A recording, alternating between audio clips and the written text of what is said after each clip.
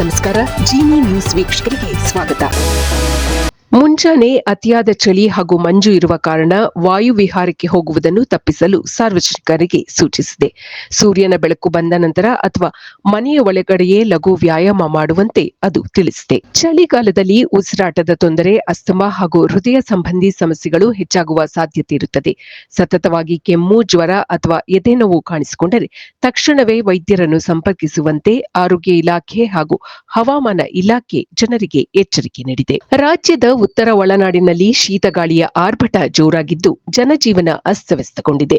ಹವಾಮಾನ ಇಲಾಖೆಯು ಬೀದರ್, ವಿಜಯಪುರ, ಬಾಗಲಕೋಟೆ ಮತ್ತು ಕಲಬುರಗಿ ಜಿಲ್ಲೆಗಳಲ್ಲಿ ತಾಪಮಾನವು 4 ರಿಂದ 6 ಡಿಗ್ರಿ ಸೆಲ್ಸಿಯಸ್ಗೆ ಕುಸಿಯುವ ಸಾಧ್ಯತೆ ಇದೆ ಎಂದು ಎಚ್ಚರಿಸಿದೆ. ಈ ಜಿಲ್ಲೆಗಳಲ್ಲಿ ಯೆಲ್ಲೋ ಅಲರ್ಟ್ ಘೋಷಿಸಿದೆ. ವಿಜಯಪುರದಲ್ಲಿ ಕನಿಷ್ಠ ತಾಪಮಾನ ಈಗಾಗಲೇ 7 ಡಿಗ್ರಿ ಸೆಲ್ಸಿಯಸ್ಗೆ ತಲುಪಿದೆ. ಬೀದರ್ನಲ್ಲಿ 9 ಡಿಗ್ರಿ ಆಸುಪಾಸಿನಲ್ಲಿದೆ. ಮುಂಜಾನೆ ದಟ್ಟ ಮಂಜು ಆವರಿಸುತ್ತಿದೆ. ವಾಹನ ಸವಾರರು ಸಂಚರಿಸಲು ಹರಸಾಹಸ ಪಡುತ್ತಿದ್ದಾರೆ. ಸಂಜೆ 6 ಗಂಟೆಯ ನಂತರ ಚಳಿಯ ತೀವ್ರತೆ ಹೆಚ್ಚಾಗುತ್ತಿದ್ದು ಜನರು ಮನೆಯಿಂದ ಹೊರಬರಲು ಹಿಂದೆಟ್ಟು ಹಾಕುತ್ತಿದ್ದಾರೆ. ಚಳಿಯ ತೀವ್ರತೆಯಿಂದ ಆರೋಗ್ಯದ ಮೇಲೆ ಉಂಟಾಗುವ ದುಷ್ಪರಿಣಾಮಗಳನ್ನು ತಡೆಯಲು ವೈದ್ಯರು ಮತ್ತು ಹವಾಮಾನ ಇಲಾಖೆ ಕೆಲವು ಸಲಹೆಗಳನ್ನು ಸಾರ್ವಜನಿಕರಿಗೆ ನೀಡಿದೆ. ಹೊರಗೆ ಹೋಗುವಾಗ ಕಡ್ಡಾಯವಾಗಿ ಸ್ವೆಟರ್, ಮಫ್ಲರ್ ಮತ್ತು ಕಿವಿಗಳನ್ನು ಮುಚ್ಚುವಂತೆ ಟೋಪಿ ಧರಿಸಲು ಇಲಾಖೆ ಸಾರ್ವಜನಿಕರಿಗೆ ಸೂಚಿಸಿದೆ. ಮಕ್ಕಳು ಹಾಗೂ ವೃದ್ಧರ ಬಗ್ಗೆ ವಿಶೇಷ ಕಾಳಜಿ ವಹಿಸುವಂತೆ ತಿಳಿಸಿದೆ.